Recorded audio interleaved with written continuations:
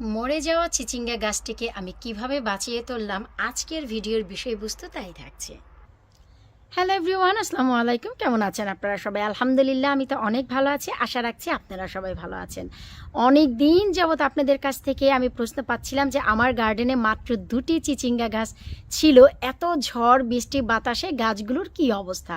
জি হ্যাঁ, আজকের ভিডিওর বিষয়বস্তু তাই থাকছে যে অনাকাঙ্ক্ষিত সেই চিচিঙ্গা গাছ বা কহি গাছ বা কুশি গাছ, তার কি অবস্থা চলেন আমি আপনাদের সাথে একটু শেয়ার করছি। একেবারে মরে যাওয়া গাছটিকে কিভাবে আমি আবার নতুন করে প্রাণ ফিরিয়ে দিলাম, সেটাই আজকে আপনাদের সাথে শেয়ার করব। আলহামদুলিল্লাহ, যারা আপনারা জানেন, সবাই তো জানেন যে আমার কনজারভেটরির সাইডেই যে দুটি বড় বড় কালো পট, এই পটেই কিন্তু আমি ধুন্দুল এবং চিচিঙ্গার গাছ লাগিয়েছিলাম। এই পটে ছিল ধুন্দুলের গাছ। ধুন্দুলের গাছগুলো অলরেডি মরে গেছে। অনেক অনেক অনেক ঝড় বৃষ্টি যখন জুন জুলাইতে টানা ঝড় বৃষ্টি হয়েছে, আর সবাই জানেন যে আমরা জুন জুলাইয়ের দিকে গাছগুলো বাইরে দিয়ে দিয়েছিলাম।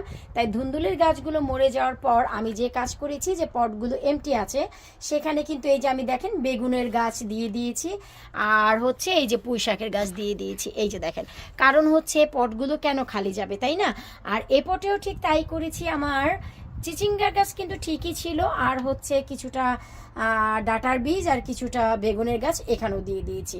তো আমার যে এই চিচিঙ্গা গাছটি আপনারা দেখতে পাচ্ছেন, এই চিচিঙ্গা গাছটির কিন্তু প্রাণ এইরকম ছিল না, একদমই মরা ধরা অবস্থা ছিল। পাতাগুলো একদম ফুটা ফুটা হয়ে গিয়েছিল। অতিরিক্ত ঠান্ডা আর বৃষ্টি, এমন হয় না যে 2 দিন বৃষ্টি হয়েছে, একদিন রৌদ্র হয়েছে, তা না, টানা 1 থেকে 1.5 মাস শুধু বৃষ্টিই পেয়েছে আমার এখানে।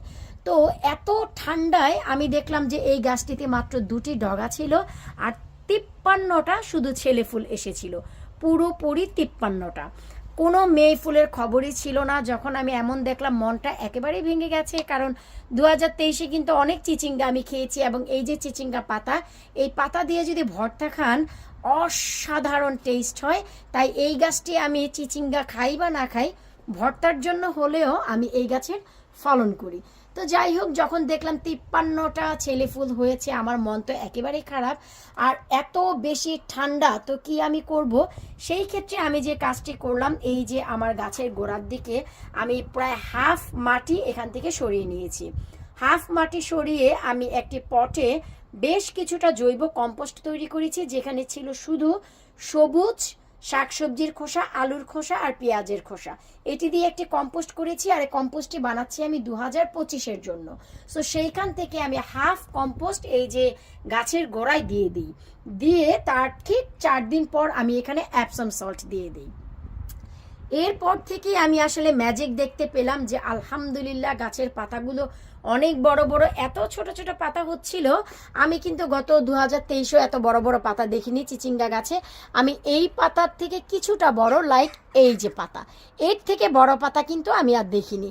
তো এই যে দেখলাম যে অর্গানিক পচা সারটি দেওয়ার পর যেই রকম পাতাগুলো হেসে খেলে বড় হচ্ছে, ঠিক তার পরপরই যতটা ছেলে ফুল ছিল, আলহামদুলিল্লাহ এই যে দেখেন মেয়ে চিচিঙ্গাগুলো কিন্তু আসা শুরু হয়েছে। এই যে এগুলো এখন একটু শুধু ওয়েদারের সঙ্গ পেলেই কিন্তু এই যে গাছে, এই যে দেখেন এখন কিন্তু প্রচুর পরিমাণে চিচিঙ্গা এসেছে। আমি যদি একটু সম্ভব হয় আপনাদের প্রতিটা চিচিঙ্গা দেখানোর চেষ্টা করব। এই যে দেখেন, এখন প্রত্যেকটি পাতার নিচে নিচে, প্রতিটি পাতার নিচে নিচে আপনারা চিচিঙ্গা দেখতে পাবেন। প্রতিটি পাতার, এই যে দেখেন, প্রতিটি পাতার নিচে নিচে চিচিঙ্গা দেখতে পাবেন।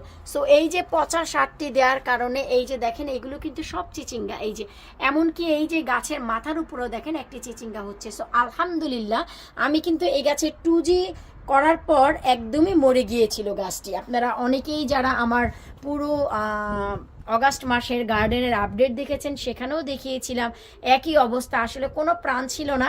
এখন দেখলাম আলহামদুলিল্লাহ 50-60টি দেওয়ার পর, এখানে একটু রোদ উঠেছে, জানি না যে আপনারা ক্লিয়ার দেখছেন কিনা, আমি চেষ্টা করছি।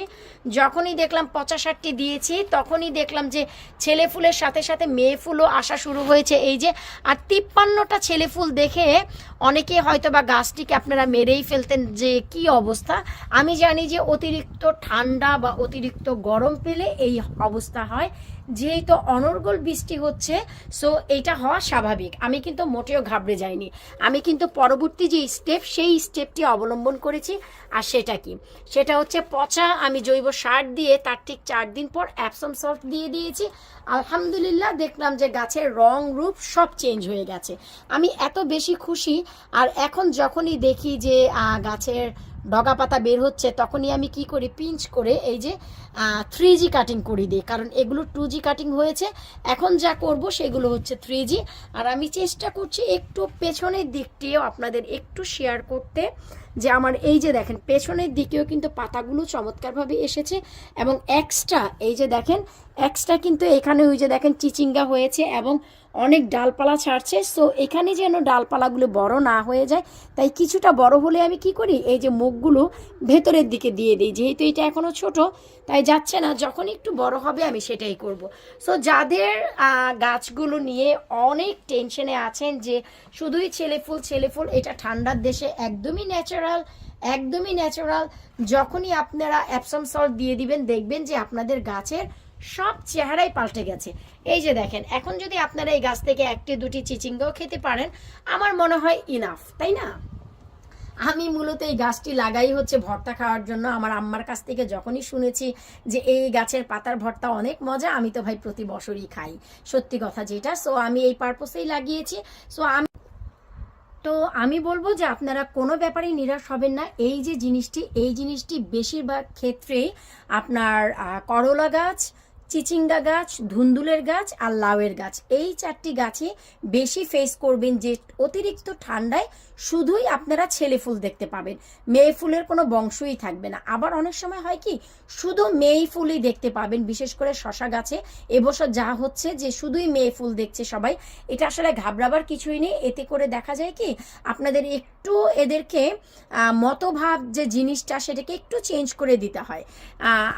ওরা যদি একটি ধারাবাহিকতায় চলে, এদের ধারাবাহিকতাটা চেঞ্জ করে দিতে হয়।